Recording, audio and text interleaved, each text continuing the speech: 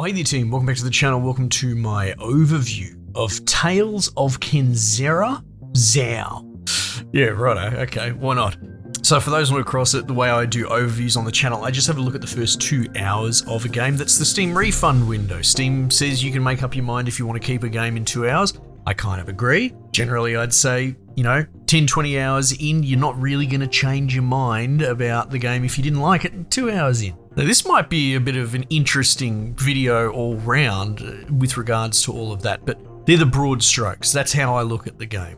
I've played this for 2 hours, and let me just put this right out there, nice and spicy and start. There are 2 big parts to this. 1, there is a political meta bent in gaming, and this game's going to be sucked into it.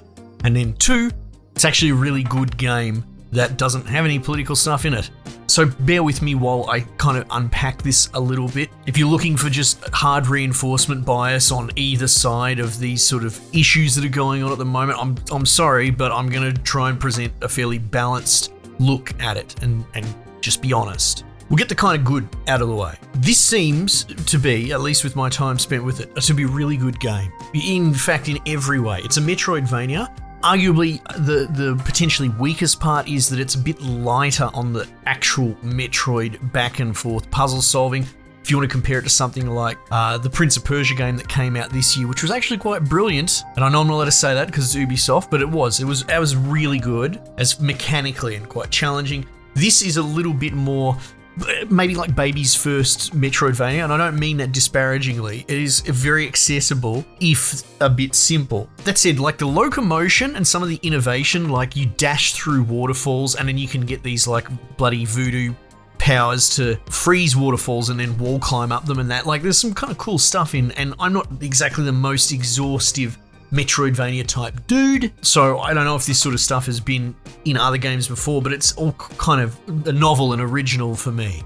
The combat is sort of a juggle between a fire and an ice kind of build type. One's more melee, one's more missiles, but you got dudes that have specific resistances, and we've seen this sort of interplay before, so you're kind of juggling the 2 spheres of combat, and it's fun, it's engaging, but I wouldn't necessarily call it super challenging. This is kind of countered by, there are little like challenge side areas to get extra collectibles and that. Like they're off the beaten path and they're clearly marked, but they're kind of fiendish. Very one-hit kills if you fall in spikes, and quite challenging and rewarding. So there is challenge if you go out of your way for the side stuff to get it, but the main thing is kind of on rails, albeit very pretty, very engaging. The story's really interesting so far, and well told as well. Don't worry, I'm gonna get to the other side of the coin. It's kind of, how do I put it? An African never-ending story. You have this sort of core character, or narrator, I guess, reading a book that was passed him by his late father, and it's about dealing with the loss of a parent. There is a very sort of primal human through line to this story, and it's told quite well. So the kid reading the book, his dad's died, and the dad wrote him the book before he died, and it's a little inception-y that inside the book it's kind of allegorical, a modern day fable, if you will, and it follows the same sort of trappings. The kid in the book is like a young shaman in this fantasy Bantu mythology Africa type area, and his dad's died, and the spirit of death, I had to look some of this stuff up, but it's all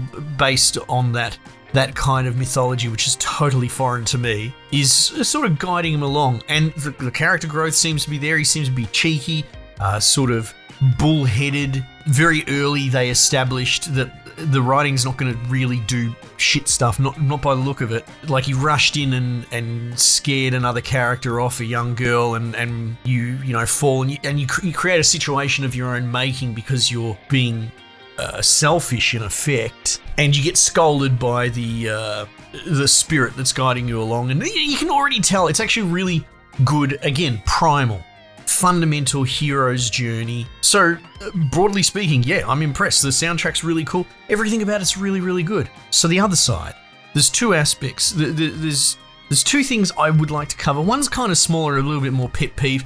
I saw this at the Game Awards, which was miserable. I'm starting to... I never really liked Game Awards shows in the first place. The further and further we drift towards this trying to pretend we're Hollywood bullshit, I think we get actually more soulless as a gaming industry. And when they showcased this game, I had two thoughts on it. One, it kind of looked cool, and I commented in my Discord, who were watching it with me, that if you want modern black heroes, like, I don't know how else to deal with it. I'm a bogan and I'm Australian and I can only be so fucking sensitive, right? But a big issue with a lot of modernisms and modern writing and concerns is people like co-opting, retconning, fucking with established things to try and modernize it for a modern audience, right? And when I saw this showcased, I thought to myself, in fact I announced at the time, this is great.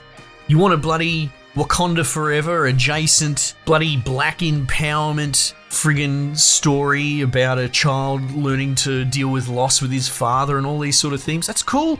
Build it from the ground up, right? And put your bloody heart into it. That's the way to do it. Will it sell? Who knows, I guess we will see. What I didn't like was that they got the creator up there and he was bloody having a cry and trying to tug on heartstrings about how this is about him losing his father and all this sort of. There should not be required reading for a game, right? The game should be self-contained, and I find that to be kind of actually cheap. And the Game Awards trying to leverage this dude's grief and his father and put him on a fucking pedestal to dance for the crowd. I found that quite in bad taste, actually. And if you're buying a game because some dude cried about losing his dad on stage, you're a fucking sucker. You should buy a game because it's good, not because you were sold to by what is ostensibly a corporatized event like the Game Awards. And truth is, playing this game, I could tell you that. I can tell you whoever's in charge of writing and making this game clearly has had a personal experience and they've put it into the game and they've done really well. So none of this is actually against that creator, but the sort of press junket circuit of let's put him in front of the camera and show his emotions, I kind of find that perverse. The game stands on its own merit. But the final piece of the puzzle is this is tainted by Sweet Baby Inc. There's no dancing around it, right? And some people are going to just violently thumbs down, tell me to go fuck myself and click off immediately, and others are going to go, yeah, he's with us on the cause. And I told you this day was going to come when I looked at Suicide Squad. It feels like years ago now, but it was only a few months back. We're going to get to a point where there's going to be great games. There's going to be brilliant games, but they are going to be tainted by this bullshit, this ideological, malicious force that is in the industry. And this is actually the real tragedy. I think this game is going to get absolutely devastated and smashed by user reviews, but it's one of those things. Apparently Sweet Baby consulted on it and they've done everything they can to scrub any evidence of that off of the internet as well, which in itself is a big red flag.